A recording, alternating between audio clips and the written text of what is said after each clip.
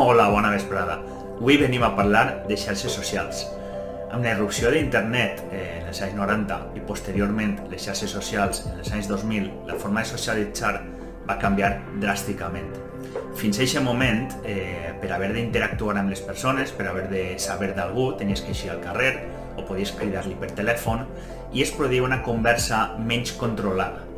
Les xarxes socials et permeten un control més alt sobre la imatge, on tu pots decidir el que vols dir, el que vols penjar, la foto que vols publicar, si ara no m'agrada la borre, si ara de sobte vull pensar una cosa, al mes següent ja no vull que la gent sàpiga que jo pensava això, ho puc borrar. En la vida real no pots anar i borrar un comentari que li fes a una persona fa un mes. Aleshores, un dels canvis principals en la forma de socialitzar serien el control sobre la pròpia imatge. Però això també té les seues parts negatives. Les xarxes socials i la sobreexposició a elles, junt d'altres factors, poden causar depressió. Ho afirme, no ho afirme, queda't i ho descobrirem. Comencem.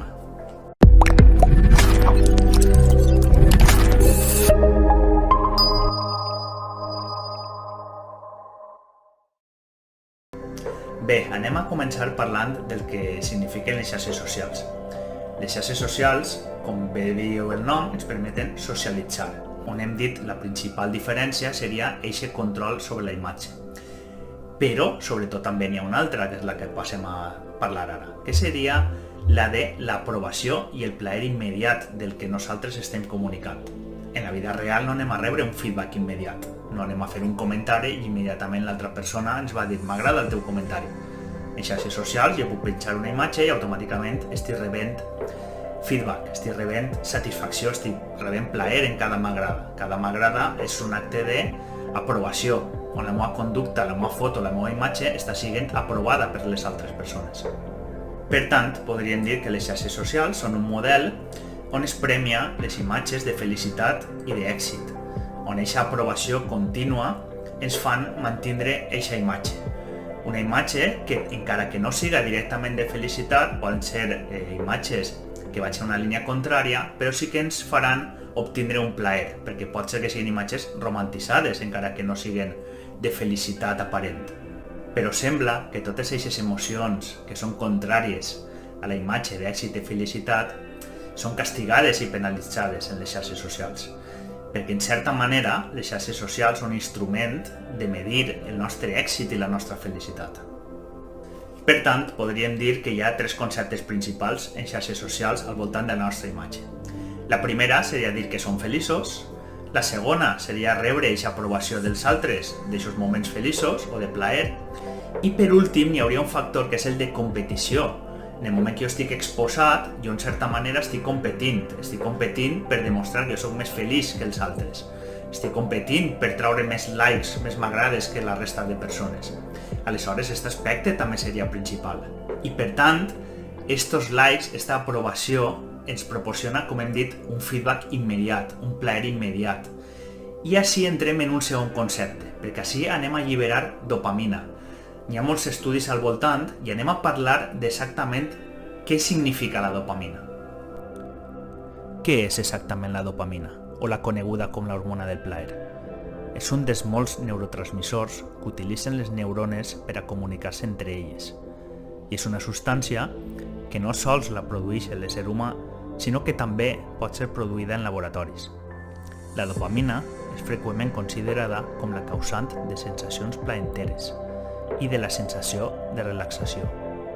La dopamina és el neurotransmissor més utilitzat per el cervell. La dopamina té una especial rellevància en les funcions cognitives, com la memòria, l'atenció o l'aprenentatge. Influeix en el sistema de recompensa. Quan realitzem una activitat que ens agrada, el cervell llibera dopamina per donar-nos la sensació de plaer com a recompensa, el que afavoreix que repetim aquesta tasca en futures decisions. Per extensió, la dopamina té un paper molt important en la motivació cap a una tasca. També té funcions socials. La dopamina també regula les interaccions socials de la persona. Per aquest motiu, s'entén que la presència de dopamina té implicacions en el desenvolupament de patrons de personalitat vinculats amb la vida social i la interacció amb els altres. Tot això no va en la línia de presentar a la dopamina com un factor determinant de la nostra conducta i de les nostres accions, sinó condicionant. Deixar de realitzar una conducta o intentar autorregular-nos el temps d'ús de xarxes depèn de nosaltres i no pot ser una excusa és que tinc la dopamina baixa o estic a tope de dopamina en Instagram. En el món real és veritat que no podem accedir tan ràpidament a aquesta aprovació, a aquesta sensació de plaer continu, d'eufòria, d'alegria desmesurada i mantinguda en el temps. En xarxes socials sí que estem rebent aprovació contínua i constant i el cos sí que tendeix a eliminar o a fer desaparèixer aquesta substància del nostre cos. I això sí que pot ser causant de depressió o d'ansietat. No només quan jo estic penjant contingut, sinó també quan estic consumint-lo. Quan jo entre a veure Reels o a veure TikToks i estic tota l'estona veient Reels i quan m'adone han passat 1, 2, 3 hores. Perquè així també s'està generant una sensació de plaer immediat. Cada vídeo i d'una manera breu i que no ens deixa temps a pensar ens està produint aquesta sensació contínua de plaer que ens permet enganxar-nos. I així novament entrem en un altre concepte, aquest concepte d'addicció a les xarxes socials. I per tant, clar que això també ens pot provocar depressió, perquè estem novament en el present, estem en aquest present i no ens deixa pensar més enllà. Es produeix una satisfacció immediata, un plaer, entrem en un plaer immediat que ens borra el nostre desig d'aconseguir metes, d'aconseguir objectius. Cada vegada s'està veient més a consultes. Gent jove, sobretot adolescents, que no tenen una meta definida, no tenen objectius, no saben què van estudiar i estan en aquest plaer immediat, estan en un present immediat de plaer i no pensen més enllà. També en adults, cal recordar-ho. Parlem també d'un altre concepte, el concepte de fracàs si no estic penjant en xarxes socials.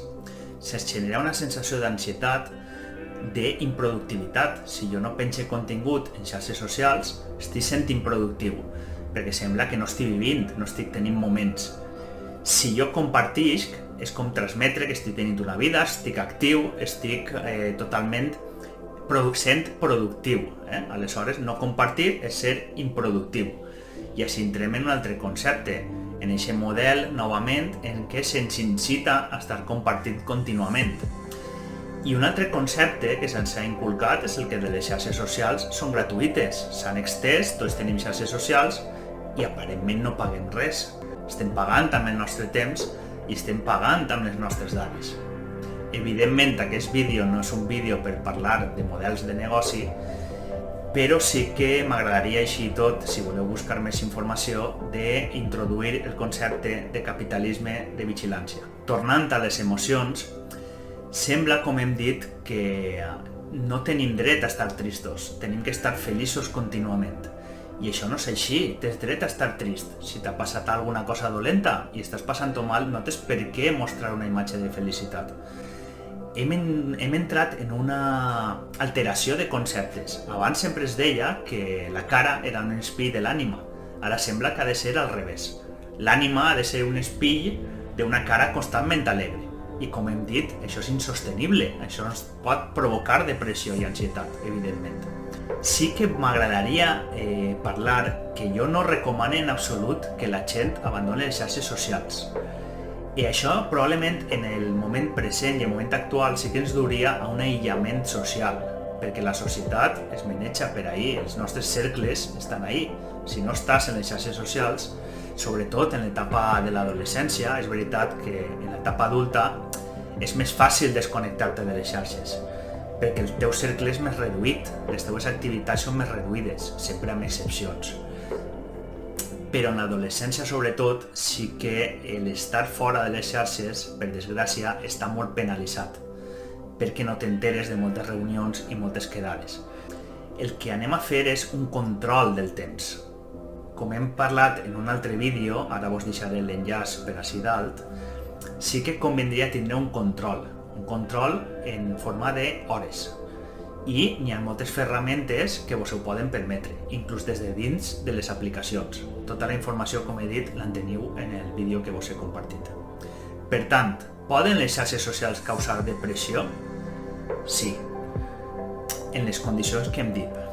També cal recordar que si no té per què ser un ús de les xarxes on jo estic penjant contingut. Si jo estic com a consumidor i estic constantment consumint contingut i generant-me aquesta sensació de plaer immediat i de forma prolongada en el temps, també em pot ocasionar depressió. Ja no solament depressió per aquest tema, també perquè evidentment la imatge que veiem projectada dels altres sempre va ser idealitzada. Jo vaig a idealitzar les imatges que veig. Sempre vaig eixir perdent en les comparacions, normalment. Jo puc veure una imatge d'una persona que dic, ostres, pues que guapo, que templat, no? O que xica més guapa, que xica més atractiva. Dic, jo no sóc igual. No puc ser aixina, no? Perquè és que pues, patís d'això, patís d'allò, jo me veig gros, me veig flac, no estic tan fort, estic més feble, vull dir, no puc arribar mai a la imatge, perquè serà sempre, com hem dit, una imatge idealitzada, perquè jo vaig a projectar en aquesta imatge totes les meues inseguretats. Jo vaig atribuir-li a aquesta persona totes les meues aspiracions. Aquesta persona va ser una persona alegre, que fa viatges, que tot el que jo pugui projectar. Aleshores, el control, sobretot a través de les aplicacions, podria ser una bona mesura. Així que, així deixem el vídeo. Salutacions!